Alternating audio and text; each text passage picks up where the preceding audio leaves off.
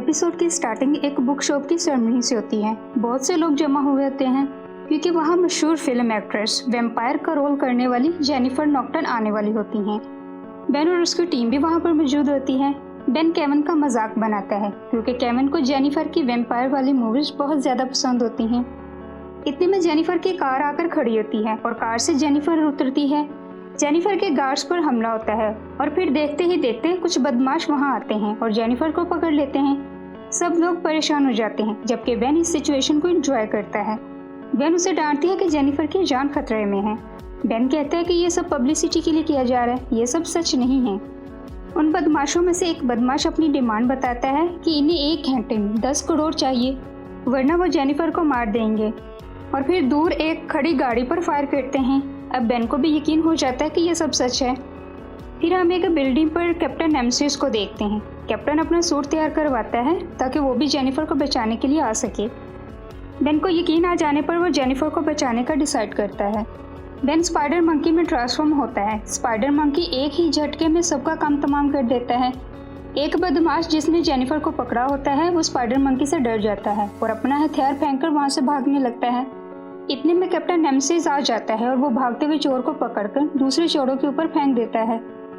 Ben अपने सामने captain nemesis को देखकर बहुत ज्यादा खुश होता है। बेन उसे कहता है कि मैं आपका बहुत बड़ा फैन हूँ। जेनिफर आती है और वो बेन से कहती है कि नहीं, फैन तो अब मैं तुम्हारी हो गई हूँ। जेनिफर बेन का शुक्रिया अदा करती है। तमाम रिपोर्टर्स के कैमरामैन इन दोनों की पिक्चर्स कैप्चर कर लेते हैं। कैप्टन नेमेसिस को यह सब पसंद नहीं आता और वो बहुत गुस्सा करता है। बेन, केविन और जूली बैठे टीवी देख रहे होते हैं। हर चैनल पर बेन और जेनिफर के बारे में ही बताया जा रहा होता है।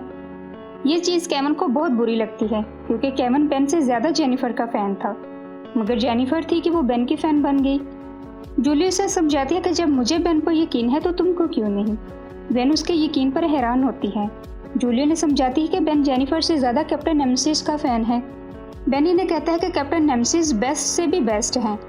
बेन इन सबका ध्यान टीवी न्यूज़ पर दिलाती है जहां विल हरेंग एक बार फिर से बेन को आड़े हाथों लेता है। विल हरेंग कैप्टन नेमेसिस को सपोर्ट करता है और बेन पर तनकीद करने के लिए जेनिफर और बेन की एक ही तस्वीर बार बार दिखाता है। अब तस्वीर देखकर जूली सचमुच में गुस्सा कर जाती है और टीवी बंद कर देती है। बेन जूली को समझाता है कि वो बस एक अच्छे दोस्त हैं और कुछ नहीं। बेन मजीद बताता है कि आज रात मैं और जेनिफर कैप्टन नेमेसिस की पार्टी में जाएंगे। इतने में बाहर से हेलीकॉप्टर की आवाज़ आती है। सब बाहर आकर देखते हैं तो बाहर जेनिफर बेन को पार्टी के लिए पिक करने आई होती है। इसके बाद जेनिफर और बेन कैप्टन नेमेसिस की पार्टी में पहुंचते हैं। कैप्टन जेनिफर के साथ बेन को देखकर कुछ खास खुश नजर नहीं आता। पार्टी में आए लोगों को जब बेन का पता चलता है तो सब बेन को घेर लेते हैं। कैप्टन को मजीद गुस्सा आने लगता है। कैप्टन बेन का नाम भी गलत लेता है। वो बेन टेंसन की बजाय बेन को टेन बेनिसन कहकर पुकारता है।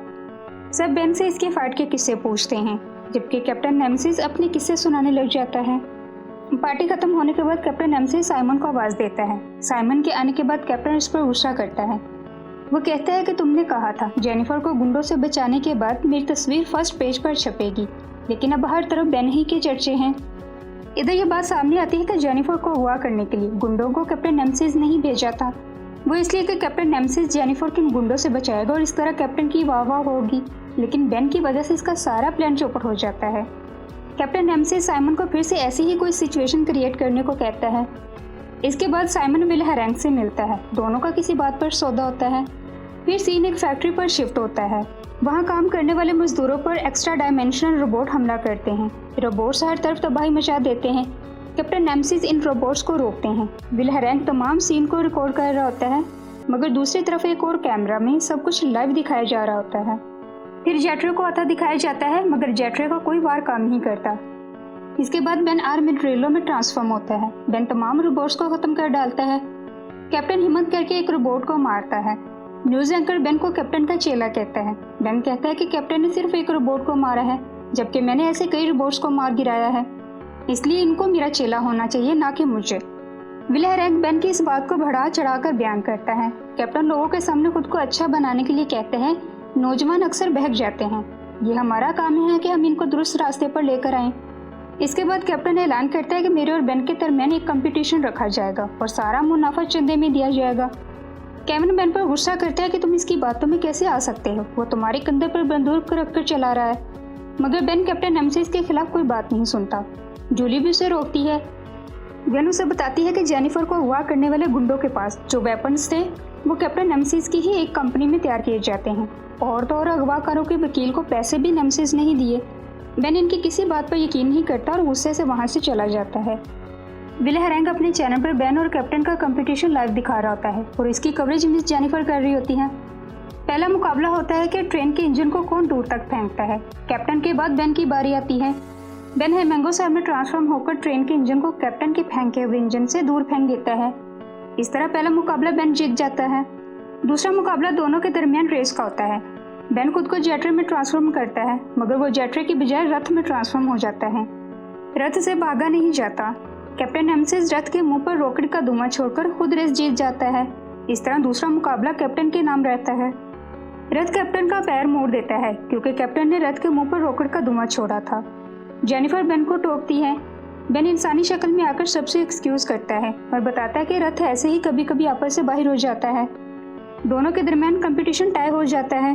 अब दोनों के दरमियान टाई ब्रेकर राउंड रखा जाता है। दोनों को रस्सा खींचना था। दोनों के दरमियान एक कीचड़ भरा गड्ढा भी होता है। बेन फोर आर्म्स में आता है। जेनिफर के फार करते ही मुकाबला शुरू होता है। बेन एक ही झटके में रस्सा खींच लेता है और कैप्टन नेमेसिस सीधा कीचड़ में गिरता है। इस तरह मुकाबला बेन के नाम रहता है। बेन कैप्टन का रखा गया कंपटीशन जीत जाता है। कैप्टन नेमेसिस से अपनी हार बर्दाश्त नहीं होती। वो अपने सूट को मजीद पावरफुल बनाने का कहता है। साइमन उसे समझाता है कि आप अपनी हद पार कर रहे हैं, ये सब आपके लिए बहुत खतरनाक होगा, लेकिन कैप्टन इसकी कोई बात नहीं सुनता और कहता है कि मैं जिंदगी में पहली बार हारा हूँ, मैं ये सब बर्दाश्त नहीं कर सकता। साइमन वहाँ से चला जाता है और कैप्टन अपने सूट को पावरफुल करने को कहता है। जूली टेनिस मैच की प्रैक्टिस कर रही होती है जब कैप्टन वहाँ आता है और जूली को पकड़कर साथ ले जाता है। जेनिफर अपने हेलीकॉप्टर में बैठी कहीं जा रही होती है कि कैप्टन इसका हेलीकॉप्टर अपने पैलेस की तरफ मोड़ लेता है। बेन अपनी कार में होता है। बेन जूली को कॉल करता है, मगर कॉल जूली की बजाय कैप्टन नेमेसिस रिसीव करता है और बेन को कहता है कि जूली को मेरे हाथ से पिक कर लो। बेन अपनी कार का रुख कैप्टन नेमेसिस के घर की तरफ मोड़ देता है। बेन अंदर एंटर करते ही अल्टीमेट हेमंगो शहर में ट्रांसफॉर्म होता है। बेन नेमेसिस को देखते ही एक जोर का पंच उसे मारता है। कैप्टन नेमेसिस दूर जा गिरता है।